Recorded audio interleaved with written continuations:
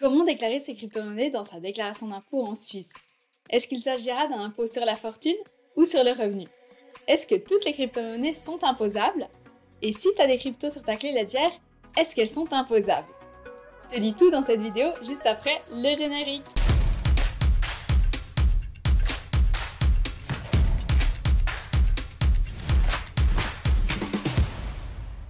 Hello à toi et bienvenue dans cette nouvelle vidéo. Si tu es nouveau ou nouvelle sur cette chaîne, moi c'est Hello et je t'aide à comprendre la finance et optimiser ta fortune.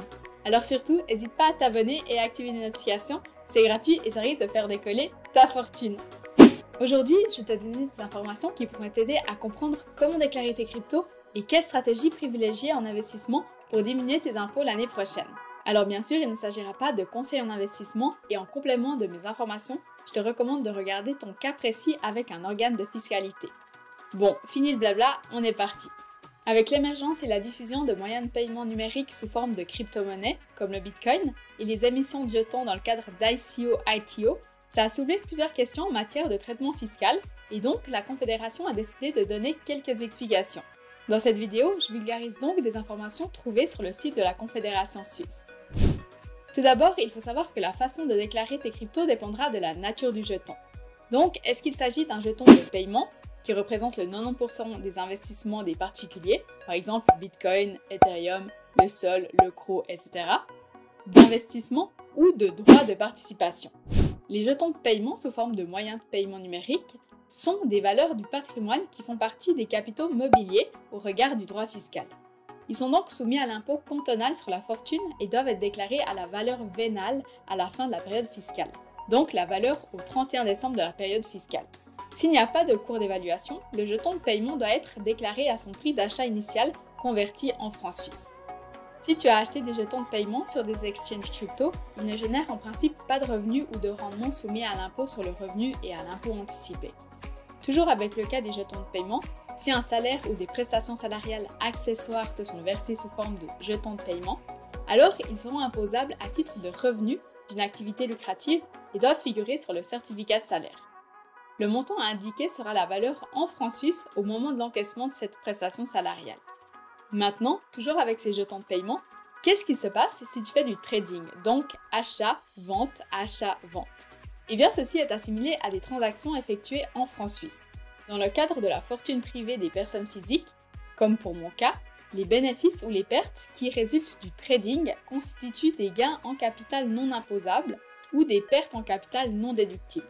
Par contre, selon le financement des transactions, cette activité de trading sera considérée comme une activité lucrative indépendante. Dans ce cas, les gains en capital sont considérés comme réalisés à titre professionnel et soumis à l'impôt sur le revenu. Les pertes sont déductibles, à condition que tu les aies comptabilisées.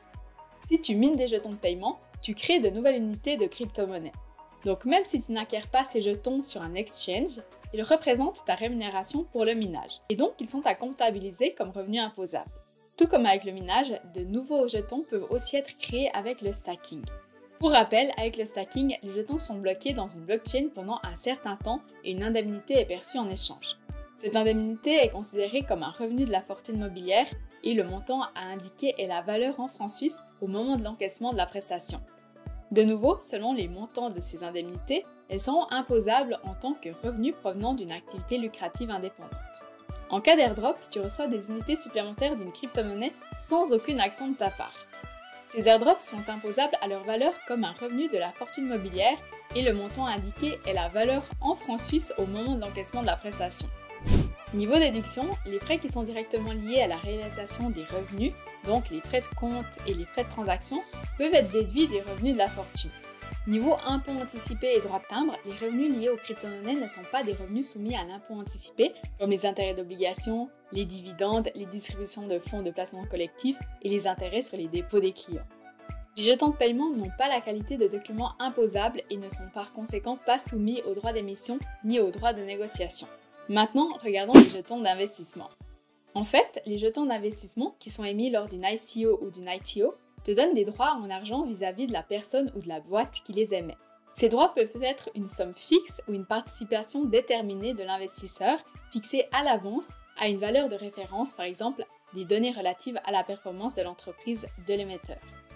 Il y a 3 types de jetons d'investissement. En premier, les jetons de capital étranger. C'est quand la personne ou la boîte qui a émis les jetons doit te rembourser une partie ou tout ce que tu as investi et peut-être te donner des intérêts. En deuxième, les jetons d'investissement avec contrat. Ces jetons ne garantissent pas que tu seras remboursé. Ton droit en tant qu'investisseur est lié à des choses comme les bénéfices de l'entreprise, le chiffre d'affaires, etc. Et en troisième, les jetons d'investissement avec droit de participation. Ces jetons te donnent des droits de participation comme des actions. Ton droit à une part des bénéfices est déterminé par les règles de la boîte. Si on prend le premier type, d'un point de vue fiscal, ces jetons sont considérés comme des titres de créance, c'est-à-dire comme des obligations. Niveau impôt sur la fortune, ça donne quoi? Si tu as des jetons de capital étranger, c'est considéré comme un capital qui entre dans le calcul de l'impôt sur la fortune au niveau cantonal. Tu dois déclarer la valeur de ces jetons au 31 décembre de l'année fiscale. Si tu n'as pas de valeur de marché disponible, tu les déclares tout simplement au prix que tu les as achetés en francs suisses. Niveau impôt sur le revenu, quand les jetons de capital étranger sont émis, ça ne change pas ton revenu immédiat. Mais si tu gagnes des intérêts dessus, genre des paiements réguliers ou une somme unique, c'est considéré comme du revenu imposable au moment où tu les touches. Si tu reçois des jetons de capital étranger comme salaire ou bonus au boulot, ça compte comme du revenu d'activité lucrative et ça doit être mentionné sur ton certificat de salaire. La valeur indiquée est celle au moment où tu les reçois en francs suisses. En termes d'achat et de vente de jetons de capital étranger, c'est vu comme des transactions avec des titres classiques. Les gains ou pertes qui en découlent dans la sphère de ta vie personnelle ne sont pas taxés ou déductibles. Mais si tu te lances dans une activité lucrative indépendante, alors là, les gains sont pro et imposables. Par rapport aux jetons de paiement, les intérêts que tu touches régulièrement ou sous forme de paiement unique sur tes jetons de capital étranger sont soumis à l'impôt anticipé. Il y aura aussi un droit de timbre. Ensuite, si on prend le deuxième type de jetons d'investissement, donc les jetons d'investissement avec contrat, voilà ce que ça donne niveau impôt sur la fortune. Avoir ces jetons, c'est comme avoir de l'argent mobile qui compte pour l'impôt cantonal sur la fortune.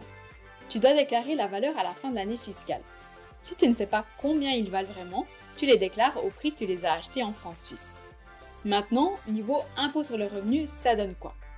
Quand les jetons sont émis, ça ne change rien à ton revenu, mais si tu gagnes des sous avec ces jetons, alors ça sera considéré comme du revenu de capitaux mobiliers et tu devras payer l'impôt sur le revenu. Si tu les touches comme salaire, c'est aussi imposable comme revenu et ça doit apparaître sur ton certificat de salaire. Pour l'achat et la vente de ces jetons, c'est vu comme des transactions avec des titres classiques. Les gains ou pertes en tant que personne physique ne sont pas taxés ou déductibles, sauf si tu te lances dans une activité lucrative indépendante. Dans ce cas, les gains sont pro et imposables. A noter que pour ces jetons, tu n'as pas à t'inquiéter de l'impôt anticipé. Les paiements que tu reçois ne sont pas considérés comme des revenus imposables. Et a priori, il n'y a pas de droit de timbre sur ces jetons. Enfin, troisième type de jetons d'investissement, les jetons d'investissement avec droit de participation. Ces jetons d'investissement avec droit de participation sont considérés comme de l'argent mobile du point de vue fiscal et tu dois les inclure dans le calcul de l'impôt cantonal sur la fortune. La valeur doit être déclarée à la fin de l'année fiscale.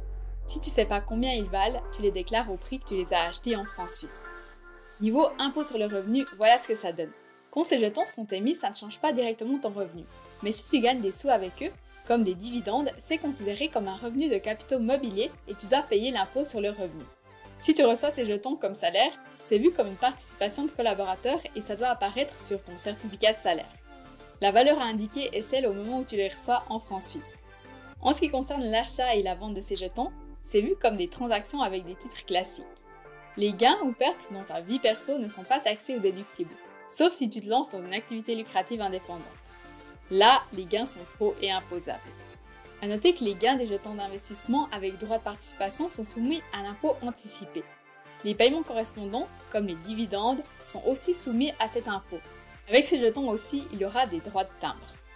Dernière catégorie de jetons à aborder, les jetons d'utilité.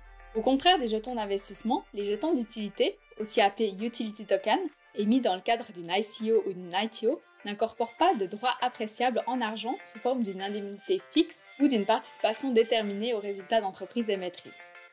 Les jetons d'utilité donnent à l'investisseur le droit d'utiliser des services numériques disponibles dans la plupart des cas sur une plateforme décentralisée. Niveau impôt sur la fortune, ces jetons d'utilité sont considérés comme de l'argent du point de vue fiscal. Tu dois donc les inclure dans ta fortune sur ta déclaration d'impôt. La valeur doit être déclarée à la fin de l'année fiscale. Si tu ne sais pas combien ils valent, tu les déclares au prix que tu les as achetés en francs suisses à nouveau. Niveau impôt sur le revenu, comme tu n'as pas de paiement de la part de la personne ou de la boîte qui les a émis, ça n'affecte pas l'imposition de ton revenu. Tu n'as pas droit à un remboursement fiscal pour le montant que tu as investi, car en cas de fermeture de la plateforme, la personne ou la boîte n'a pas l'obligation de te rembourser. Les pertes correspondantes ne sont donc pas déductibles. Si tu reçois ces jetons comme salaire, c'est vu comme une participation de collaborateur et ça doit apparaître sur ton certificat de salaire. La valeur à indiquer est celle au moment où tu les reçois en francs suisses. L'utilisation des services numériques avec ces jetons n'est pas considérée comme un revenu imposable pour l'impôt anticipé. Enfin, ces jetons ne sont pas soumis à des frais de timbre, donc pas de souci de ce côté-là. Comme dit en intro, pas toutes les crypto-monnaies sont imposées. La Confédération suisse possède un document listant les crypto-monnaies imposées, document que tu retrouves dans la description de la vidéo.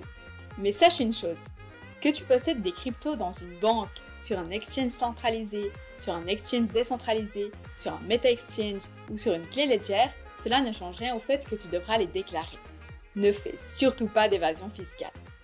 Maintenant, comme tu le sais, le taux d'imposition sur le revenu est bien plus élevé que le taux d'imposition sur la fortune. Il vaut donc mieux faire en sorte que tes plus-values en crypto soient imposées au niveau de la fortune pour diminuer tes impôts. Et pour ceci, tu as plusieurs stratégies. La première stratégie, c'est tout simplement de rester en crypto.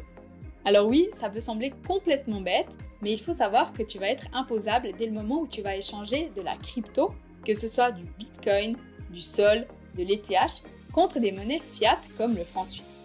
Donc si tu veux des liquidités pour acheter une autre crypto, évite de passer par la case franc suisse et privilégie la conversion ETH Sol si par exemple tu voulais vendre de l'ETH pour acheter la crypto de Solana au lieu de faire ETH franc suisse Solana. De même, si tu sens qu'une crypto va redescendre et que tu veux garantir ta plus-value, change ta crypto en USDC ou toute autre crypto-monnaie indexée à une monnaie fiat qu'on appelle stablecoin. Ce qu'il faut savoir, c'est que les stablecoins sont aujourd'hui considérés comme une crypto-monnaie en termes d'imposition et donc non assujettis à l'imposition car tu ne passes pas par la case franc suisse ou toute autre monnaie fiat comme l'euro ou le dollar. Personnellement, j'ai toujours réinvesti mes plus-values et mes bénéfices pour acheter de la crypto et donc faire augmenter ma fortune. Si la crypto est ton activité principale, une autre stratégie pour payer moins d'impôts est de déménager dans d'autres cantons avec taux d'imposition faible sur les cryptos, comme Zug en Suisse, ou alors carrément déménager à l'étranger, comme par exemple au Portugal ou à Dubaï, là où l'imposition est de 0 sur les cryptos. Une autre astuce pour réduire ses impôts si tu es parent est de faire une donation à ton ou tes enfants. Mais attention à ne pas donner plus que le montant exonéré d'impôts par enfant. Par exemple, dans le canton de Fribourg, tu peux faire une donation de 5 000 francs par enfant, 5 000 francs étant le montant maximum exonéré d'impôts, ce qui diminuera ta fortune et permettra à chaque enfant de ne pas être imposé sur cette donation. Dans les explications précédentes, j'avais bien discerné l'imposition entre investissement à titre privé ou investissement comme activité lucrative. Les investisseurs et traders privés peuvent aussi être classés par les autorités fiscales comme négociants en titre à titre professionnel selon les circonstances. Les gains de vente sont alors additionnés aux revenus imposables. Une autre question importante à se poser est donc, en tant qu'investisseur, es-tu évalué comme trader à titre professionnel ou privé?